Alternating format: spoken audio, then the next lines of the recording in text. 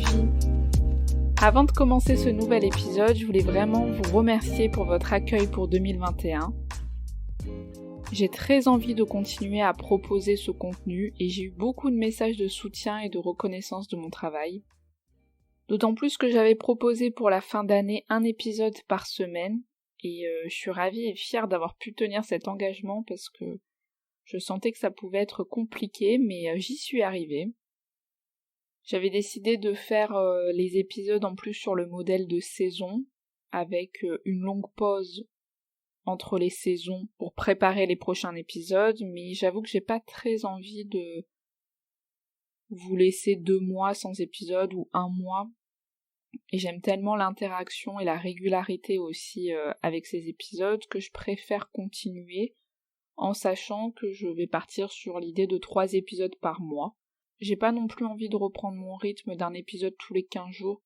Je pense que c'est un petit peu toujours mon souhait d'en faire plus, mais je sais qu'un épisode par semaine, aujourd'hui, ce n'est pas tenable sur le long terme, vu que j'ai mon activité pour le moment à temps plein, à côté. Donc 3 épisodes par mois, ça me semble relativement jouable. Si jamais j'ai trop de difficultés, de toute façon, je vous préviendrai, et puis voilà, s'il en manque un, je vous le dirai, et puis je réadapterai. Je vous remercie aussi pour votre compréhension quant à ma volonté de proposer du soutien financier. J'ai donc créé ma page Patreon. C'est une page de financement participatif, donc c'est pour me donner un coup de pouce, du soutien, et je propose aussi en échange quelques avantages. Le contenu dans tous les cas restera gratuit et accessible pour tout le monde, c'est vraiment important pour moi. Mais pour ceux qui sont OK avec l'idée de me soutenir financièrement, de donner 2 € par mois ou un peu plus et encourager mon travail, me permettre de le développer, ça me ferait très très très plaisir.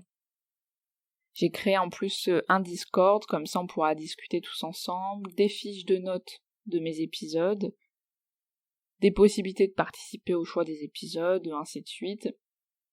Donc comme ça nous apportera à tous une nouvelle façon d'échanger et de construire des réflexions. Je vous laisse aller voir dans les notes du podcast, dans la barre d'informations, je sais pas comment on dit. J'aurais mis le lien du Patreon et sinon vous pouvez aussi aller directement sur le site et me chercher en tapant le comptoir de la psychologie. Vos contributions m'aideront énormément. Donnez que si vous pouvez, l'essentiel c'est que les épisodes continuent à vous apporter quelque chose et tous vos encouragements me touchent énormément, j'en suis régulièrement émue et surtout très reconnaissante. Alors, on va commencer l'épisode sur la culpabilité aujourd'hui, parce que la culpabilité, ça semble être un sentiment assez courant pour tout le monde, assez universel. La plupart des personnes semblent voir à peu près de quoi il s'agit, pourtant on va pouvoir voir que ce n'est pas si évident que ça paraît. Je ne pourrais pas traiter tous les versants de la culpabilité, puisqu'on pourrait en parler pendant des heures et se dire qu'on n'aurait encore rien commencé à détailler, mais je vais apporter quelques pistes de réflexion, à vous de construire la suite de la pensée. Alors d'abord l'origine de la culpabilité. Vous vous souvenez dans l'épisode sur le moi, le ça et le surmoi, j'ai parlé du surmoi. Et en fait on peut penser directement le surmoi comme très intriqué avec la culpabilité. C'est-à-dire que le surmoi, il surveille, il juge, et donc il sanctionne si ce n'est pas cohérent, en adéquation avec ses exigences. La culpabilité, elle va se situer dans ce conflit entre le moi et le surmoi. Donc quand les idéaux du surmoi sont très élevés, quand celui-ci est particulièrement jugeant, le moi perçoit encore plus ce conflit, cette tension. Et cette exigence, quand elle n'est pas atteinte, elle génère de la culpabilité. Donc le surmoi, un petit peu ce générateur de culpabilité, il vient signaler en permanence l'écart entre ce qui se passe, les actes, les pensées et les idéaux. Donc on avait vu dans cet épisode que le surmoi il peut être relativement tyrannique et donc venir rappeler chez certaines personnes très régulièrement que l'idéal que l'on se fixe, inconsciemment ou pas, est souvent très loin de la réalité, ce qui est normal parce que les idéaux sont toujours hors du terrain de jeu du monde réel, du monde extérieur. On peut même penser au départ la culpabilité comme avant le surmoi. Vu que le surmoi c'est l'intériorisation des idéaux et des exigences parentales, on peut se demander qu'est-ce qui a fait que l'on a internalisé, intériorisé les volontés, les désirs, les interdits, inconscients ou non, des parents ou des imagos parentaux. C'est possible qu'enfant on est très dépendant du parent et demandeur de son amour, son intérêt, son investissement, et par peur de le perdre, la culpabilité peut commencer à apparaître quand on se représente de ne pas parvenir à être dans ses idéaux, dans ces exigences-là. L'enfant, très tôt, il va percevoir quand il fait quelque chose qui plaît aux parents ou qui est réprimé, qui est mal perçu par lui, ce qui peut déjà entraîner des premiers sentiments de culpabilité. Il va y avoir cette balance entre les désirs, les besoins pulsionnels et leur inhibition. Et au milieu de cette balance va se créer la culpabilité qui sûrement après se trouvera au centre de la portée du moi vis-à-vis des exigences du surmoi. Donc il y a toute cette dynamique autour de la transgression dans la culpabilité. Et c'est pour ça qu'on peut se dire que la culpabilité, elle précède le surmoi. On peut même penser qu'elle participe à sa constitution. La culpabilité, donc, de ne pas satisfaire les images parentales, ou alors suite à leur sévérité, qui peut être plus ou moins importante. On peut penser aussi la question de la transmission de la culpabilité. Je ne sais pas si vous y avez déjà réfléchi, mais ce sentiment de culpabilité, il a quand même un fort pouvoir de transmission dans les familles. Comme si le fardeau de se sentir coupable devait continuer à exister pour payer la dette, pour se punir. D'ailleurs, des fois, la culpabilité, elle se trouve aussi dans d'autres émotions, dans la tristesse, qu'on peut prendre sur notre dos, afin de porter cette culpabilité, la permettre de continuer à exister, si les aînés l'ont vécu, mais aussi dans la colère, par exemple, donc le besoin de la faire perdurer inconsciemment. Il y a des transmissions qui se passent de mots, mais pour autant qui sont présentes. On pourrait même se sentir coupable de ne pas les poursuivre. La personne, elle n'en prend pas toujours conscience, mais pour autant, elle agit, elle pense, elle vit, comme telle des choses qui appartiennent aux générations d'avant. D'ailleurs, en thérapie, on peut souvent soulever ces questions quand ça revient souvent, quand ça se répète, quand c'est difficile d'y mettre du sens. De se questionner, mais en fait, qui était triste dans la famille, qui était en colère, qui a vécu ça? Se rendre compte que parfois, c'est pas forcément sa charge, son sac à dos, c'est pas son histoire, et ça vient apaiser des sentiments de culpabilité parfois très lointains. D'ailleurs, dans l'approche systémique, il y a aussi cette idée de culpabilité familiale, donc aussi un groupe qui va se sentir coupable à la place d'un individu.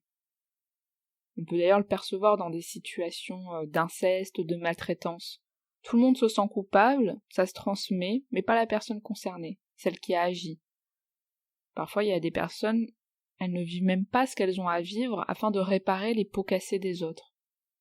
Et toujours dans cette approche systémique que j'apprécie énormément, en tout cas que je pense beaucoup en clinique, c'est-à-dire le système via le groupe, c'est se dire quel sens ça a d'être coupable ou de désigner un coupable, que ce soit soi-même qu'on se désigne ou que le groupe désigne. Parce que la culpabilité, elle peut être portée pour un autre, pour des autres. Des fois, il y a presque cette idée un peu d'économie. Il vaut mieux être un grand coupable, une personne désignée, que plusieurs petits coupables ou plusieurs personnes concernées d'une certaine façon. C'est ce qui peut se construire au sein des familles. Et ça, dans le transfert, on va pouvoir voir les premiers jalons un petit peu de ce qui peut se rejouer. Parce que c'est pas toujours évident de comprendre la culpabilité en thérapie. Mais parfois, par exemple, il y a des personnes qui s'excusent beaucoup, qui se justifient énormément, qui n'osent pas évoquer des sentiments, des pensées, qui directement leur sembleraient mauvaises, réprimables. Il y a énormément de contrôle, d'envie de satisfaire le désir de l'autre. Et donc la culpabilité, on peut se questionner aussi de comment ça s'active, comment ça se joue chez chacun. Donc c'est un sentiment interne, c'est-à-dire qu'on ne nous culpabilise pas. C'est quelque chose qui est d'abord à l'intérieur de nous, qui est interne, même s'il y a des possibilités que quelqu'un appuie régulièrement sur ce bouton. Mais c'est nous-mêmes qui allons avoir ce retour de considérer nos actes, nos pensées, ou même soi-même comme répréhensibles. Donc, c'est-à-dire quand on dit que quelqu'un nous culpabilise, en réalité, c'est que la culpabilité était déjà à l'intérieur de nous et qui vient potentiellement en effet l'activer en permanence. Mais si on ne se sent pas coupable d'une certaine façon, ça va être difficile que quelqu'un nous culpabilise si on ne se sent pas du tout concerné par l'acte ou la pensée. Ça ne veut pas dire qu'il faut pas s'éloigner des personnes qui cherchent à culpabiliser énormément, bien sûr. Mais en tout cas, de se dire quelle part aussi on absorbe dans cet appui. Il y a aussi souvent la culpabilité d'être là, d'exister chez certaines personnes. Je trouve que beaucoup peuvent avoir ce sentiment d'être coupable, comme quelque chose de très originel, comme si la faute au départ c'était d'être là, d'exister. Il peut même y avoir cette intrication de la culpabilité avec cette pulsion de mort, donc la pulsion de mort dans le sens où ça s'auto-alimente. Quand on se sent coupable, on cherche à venir confirmer cette vision. Donc je me perçois bourreau, et je suis régulièrement dans ces conduites d'échec, de punition. C'est un peu l'idée de vite il faudrait que je m'emprisonne, que je paye mon crime, mes erreurs, parce que je suis coupable d'être là, d'être dans ce monde. Et d'ailleurs, Freud et puis d'autres auteurs, par la suite, ils ont écrit sur ce sentiment de culpabilité chez certains criminels qui précéderait l'acte criminel. Et ça, c'est vraiment très intéressant. C'est-à-dire que d'une part, il y aurait des criminels assez pervers, donc assez exempts du sentiment de culpabilité, d'empathie, etc. Mais il y aurait aussi des criminels qui auraient sûrement depuis toujours un sentiment de culpabilité tellement important que le passage à l'acte viendrait presque soulager, réaliser sur le moment. C'est-à-dire je me sens tellement habité par cette culpabilité inconsciente que faire un acte vient la confirmer consciemment. Donc quelque chose qui peut relier la réalité extérieure à la réalité intérieure. Je me suis toujours senti bourreau, donc je le deviens, d'une certaine façon. Je trouve que c'est vraiment très intéressant, même si encore une fois, faut pas le percevoir comme une vérité absolue, mais une piste à creuser et à penser. D'ailleurs, la culpabilité, elle est très liée aussi à l'angoisse. L'une nourrit l'autre, notamment l'angoisse de se faire taper dessus par ce surmoi dont on a vu plus haut. Donc notre partie tyrannique, sévère, souvent on se sent coupable par rapport à nos idéaux, à nous. C'est un sentiment, encore une fois, interne, subjectif. Des fois, donc, la culpabilité, elle peut être très destructrice, notamment dans d'autres pathologies, comme par exemple la névrose obsessionnelle. D'ailleurs, l'épisode arrive très très prochainement. Freud, il va penser ce sentiment de culpabilité pour les personnes qui souffrent d'obsession. Il va même relier la culpabilité à une autosatisfaction de la sanction, donc presque un plaisir dans la punition. On pourra le détailler aussi dans l'épisode sur le masochisme, si ça vous intéresse que j'en fasse un. Puis aussi, il y a des situations où on peut être même coupable d'aller mieux. Donc coupable d'aller mieux par rapport aux autres, pour l'organisation. Parce que la culpabilité, elle s'infiltre même à des moments où on ne s'y attend pas, c'est-à-dire des moments où on pourrait se réjouir, la culpabilité, elle vient toquer. Par exemple, certaines personnes, elles peuvent culpabiliser d'aller mieux, peuvent même mettre en échec leur thérapie ou leur bien-être si elles sentent qu'elles sont bien, qu'elles sont plus sereines. On appelle ça d'ailleurs la réaction thérapeutique négative. C'est inconscient, mais ce sont des patients qui sont venus nous voir pour trouver par exemple des ressources, aller mieux, et quand certaines choses sont mises en place, quand les choses bougent, et peuvent se positionner vers ce mieux, il y a quelque chose qui vient vite faire échec, qui met à terme, ou qui déconstruit. Parce que oui, aller mieux, c'est aussi se dire, en fait, à quoi ça sert, et surtout à qui ça dessert. Et dans une organisation familiale, quand on pense les choses en termes de système, comme je l'ai dit un petit peu plus loin, ce qui pour moi a énormément de sens, c'est-à-dire se dire si je suis mieux, qui sera moins bien? Si je n'ai plus ce symptôme, qui va le prendre? C'est pour ça qu'il y a même au sein de certaines familles, quand la dépression d'un tel est stabilisée, ça s'écroule à côté. Ou alors le délire de telle personne va permettre que le symptôme de la famille soit identifié et porté par quelqu'un. Et en plus, il y a toute une organisation de la vie autour du symptôme chez une personne et son entourage, donc qu'est-ce que ça va venir désorganiser aussi, si on va mieux. C'est presque l'idée des fois en thérapie de « je viens pour guérir, mais surtout ne me guérissez pas, c'est trop dangereux ». Donc il y a toute une connotation aussi masochiste à la culpabilité, c'est-à-dire que la culpabilité a aussi sa part de jouissance, sa part de bénéfice. Donc la question du plaisir, inconscient à souffrir. Se sentir coupable, c'est se punir, c'est remplir ce besoin de punition, que ce soit pour des événements ou de l'ordre du fantasme. On s'attaque par la culpabilité, d'une certaine façon, et ça peut venir apaiser. D'ailleurs, dans la scarification, il y a aussi cette idée. Personnes qui se font du mal, faire mal à son corps, souvent aussi c'est pour s'auto-punir, c'est pas uniquement dans la question de déplacer la douleur. Peut-être qu'on pourra y revenir dessus, du coup je vais pas un petit peu trop m'attarder sur le masochisme, c'est assez complexe. Et quelque chose aussi que je voulais aborder, que je trouve très intéressant, c'est les fantasmes de culpabilité, notamment la culpabilité dans des événements traumatiques. C'est intéressant pour penser ce mécanisme-là.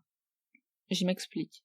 En fait, quand on a vécu parfois quelque chose d'indicible, qui ne fait trace nulle part, qui effracte le corps, la tête, on n'arrive pas à faire trace de ce qui s'est passé. On n'arrive pas à l'inscrire. C'est relié à rien. Ça a un non-sens dans notre organisation, dans notre façon de percevoir les choses. C'est totalement délié. Et on sait que pour que les choses soient traitées, il faut qu'il y ait un travail de subjectivation, donc d'appropriation d'un événement, d'une histoire, d'une situation. Et dans certaines situations, quand il y a un traumatisme, souvent, ce qui est assez terrible, c'est qu'à ce moment-là, on n'a pas été maître. On a été objet, des fois très passivé dans tout ça, et parfois pour reprendre place en tant que sujet, au départ, on peut se sentir coupable. Parce que mine de rien, se sentir coupable, c'est faire partie de la scène, c'est avoir été là, avoir été sujet. On parle même de fantasme de culpabilité. Ça veut pas dire que c'est la solution à long terme, mais parfois c'est la première qui peut être trouvée pour se tenir debout. Donc souvent quand quelqu'un a vécu quelque chose de terrible, par exemple un parent perd un enfant, on a tendance à dire mais vous n'y êtes pour rien. Et en fait parfois c'est encore pire d'y être pour rien à ce moment-là. Parce que ça voudrait dire qu'à ce moment, on n'était rien ou on n'avait rien à faire, c'est intraitable psychiquement. Parce que souvent les personnes elles ont besoin de se construire un scénario fantasmatique où elles pourraient y être pour quelque chose.